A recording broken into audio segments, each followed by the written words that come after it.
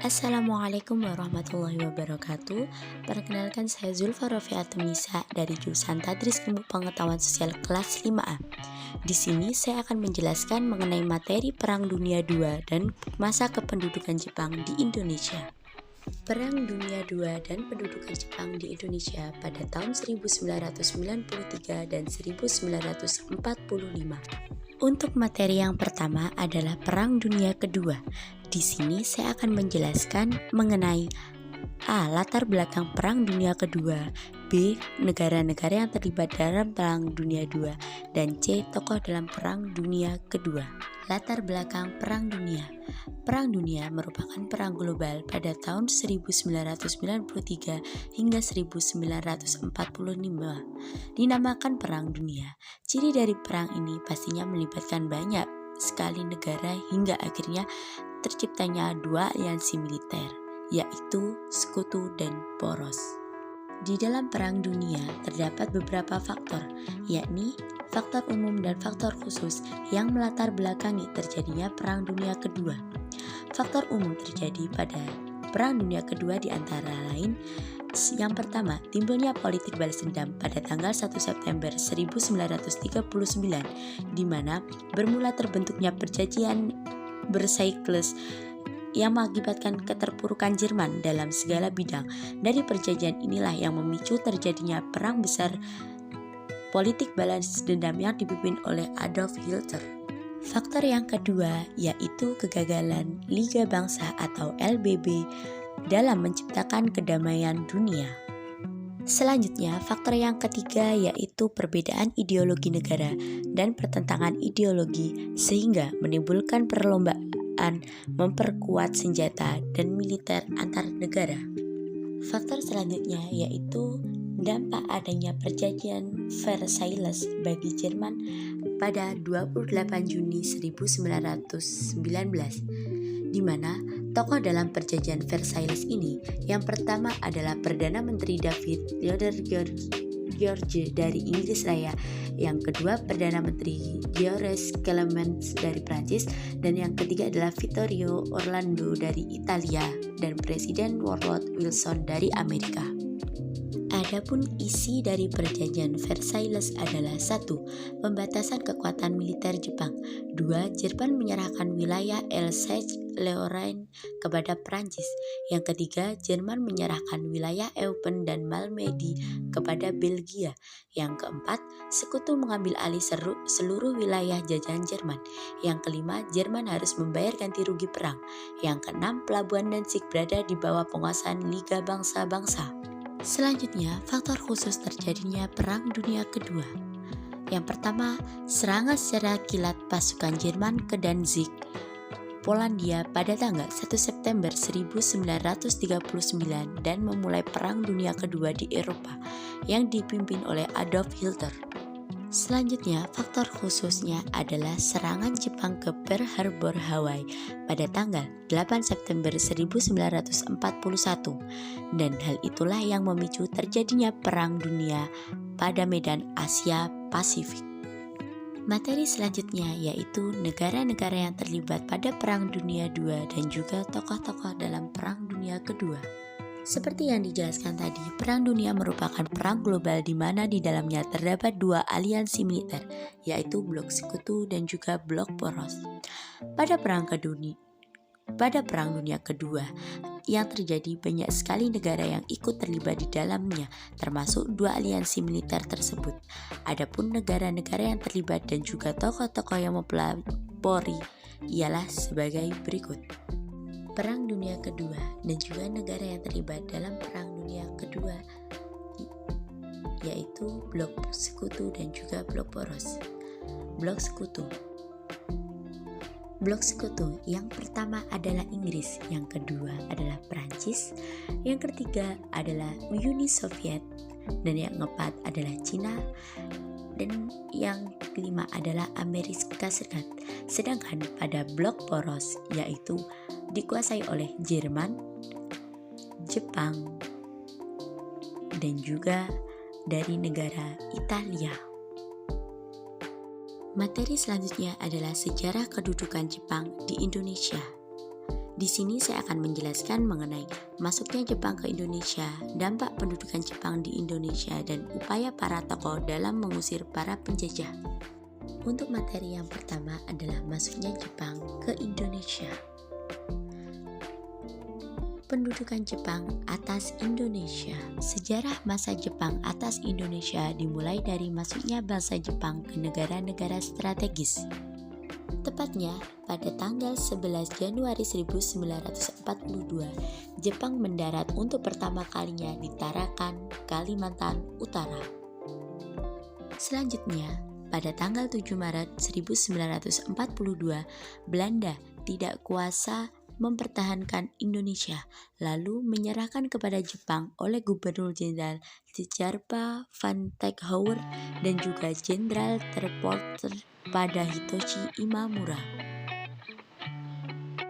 Lalu pada tanggal 9 Maret 1942, penyerahan tanpa syarat mulai berlaku secara efektif dan mulai saat itu Indonesia resmi dijajah oleh Jepang. Lalu pada tanggal 29 April 1942 dibentuklah Gerakan 3A oleh Jepang yang dipelopori oleh Shimizu Hitoshi dengan ketua Mr. Shamsuddin dengan slogan Nippon Cahaya Asia, Nippon Pelindung Asia, dan juga Nippon Pemimpin Asia. Tujuan Gerakan 3A ini adalah menggerakkan rakyat Indonesia untuk mendukung Jepang dalam melawan sekutu. Pada mulanya, masuknya Jepang di Indonesia disambut baik oleh warga negara Indonesia karena Jepang berjanji akan memberikan kemerdekaan kepada bangsa Indonesia. Selain itu, bangsa Indonesia beranggapan bahwa Jepang adalah pahlawan pembebas Indonesia dari penjajah Belanda. Padahal, Jepang memiliki rencana tersembunyi. Salah satunya adalah seluruh kekayaan alam di Indonesia diangkut ke negerinya. Dan ternyata Jepang lebih rakus dan juga lebih kejam dari Belanda. Selanjutnya, dampak pendudukan Jepang di Indonesia. Yang pertama adalah dampak bidang politik. Yang pertama, Jepang melakukan kebijakan dengan melarang penggunaan bahasa Belanda dan mewajibkan pengguna bahasa Jepang. Yang kedua yaitu struktur pemerintahan dibuat sesuai keinginan Jepang. Misal, desa dengan ku, kecamatan dengan so, kewedangan dengan gui, kota praja dengan sha, kabupaten dengan ken, dan karesidenan dengan shu. Dampak yang ketiga yaitu setelah upacara bendera dilakukan penghormatan ke arah Tokyo dengan membungkukkan badan 90 derajat yang ditujukan pada Kaisar Jepang Tenohika. Yang keempat, membentuk pemerintahan militer dengan angkatan darat dan laut. Selanjutnya, pengaruh kependudukan Jepang dalam bidang sosial budaya dan ekonomi. Yang pertama adalah pengerahan tenaga kerja yang mulanya sukarela, lama-lama menjadi paksaan dan desa-desa diwajibkan untuk menyiapkan sejumlah tenaga rongsa.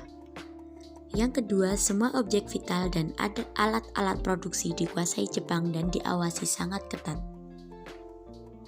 Yang ketiga, semua nama-nama kota yang menggunakan bahasa Belanda diganti dengan bahasa Indonesia seperti Batavia menjadi Jakarta dan Buitenzorg menjadi Bogor. Selanjutnya, dampak kependudukan Jepang dalam bidang pendidikan. Yang pertama, keadaan pendidikan di Indonesia semakin memburuk. Pendidikan tingkat dasar hanya satu, yaitu pendidikan 6 tahun. Hal itu sebagai politik Jepang untuk memudahkan pengawasan Jepang terhadap Indonesia. Yang kedua, para pelajar wajib mempelajari bahasa Jepang. Mereka juga harus mempelajari adat istiadat Jepang dan lagu kebangsaan Jepang, Kimigayo, serta gerak badan sebelum pelajaran dimulai. Yang ketiga, bahasa Indonesia digunakan sebagai bahasa pengantar di semua sekolah dan dianggap sebagai mata pelajaran wajib. Dan yang keempat, melalui sekolah Jepang melakukan indoktrinisasi. Selanjutnya adalah perlawanan bangsa Indonesia terhadap Jepang. Perlawanan Aceh pada November 1942 yang dipimpin oleh Chot Pleng di mana yang melatar belakangi terjadinya perlawanan Aceh adalah banyaknya rakyat Aceh yang dikerahkan untuk Romusa. Sebanyak 2 kali Jepang berusaha menaklukkan wilayah Chot Pleng. Dua-duanya pun berhasil digagalkan oleh rakyat Aceh dengan serangannya dan berhasil memukul mundur Jepang ke daerah Lokseong Mawe. Kemudian pada serangan ketiga, Jepang berhasil merebut Chot Pleng dan Tengku Abdul Jalil harus gugur di tempat saat sedang beribadah. Yang kedua yaitu perlawanan di Singaparna, Tasikmalaya yang dipimpin oleh pada masa itu rakyat Singaparna dipaksa untuk mengikuti upacara Seikere. Upacara Seikere merupakan upacara penghormatan kepada Kaisar Jepang dengan cara membungkuk ke arah matahari terbit. Dengan cara seperti ini, masyarakat Singaparna merasa sangat dipermalukan dan dilecehkan. Selain itu, mereka juga merasa menderita akan diperlakukan secara sewenang-wenang dan kasar oleh Jepang. Akibatnya, pada bulan Februari 1944, rakyat Singaparna melakukan perlawanan terhadap Jepang. Pasukan berlawan dipimpin oleh Kiai Zainal Mustafa, akan tetapi berhasil menangkap Kiai Zainal Mustafa dan tanggal 25 Februari Kiai Zainal Mustafa menghentikan perjuangannya setelah beliau dihukum mati. Yang ketiga yaitu perlawanan di Indramayu. Indramayu mendapatkan perlakuan yang sama oleh Jepang. Masyarakat Indramayu dipaksa menjadi Romusa, bekerja di bawah tekanan dan diperlakukan secara sewenang-wenang. Oleh karena itu, masyarakat Indramayu juga melakukan perlawanan terhadap Jepang. Pemberontakan tersebut terjadi di desa Kaplongan pada bulan April 1944. Selanjutnya, beberapa bulan kemudian, tepatnya pada tanggal 30 Juli 1944, terjadi pemberontakan di desa Cidempet, Kecamatan Loh Bener. Inilah contoh gambar pemberontakan di Indramayu.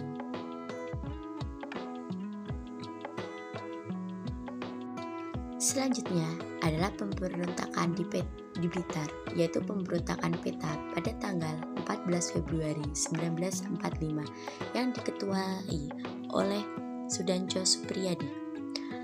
Perlawanan ini terjadi di Blitar pada tanggal 14 Februari 1945. Terjadi pemberontakan yang dilakukan oleh para tentara PETA atau pembela tanah air.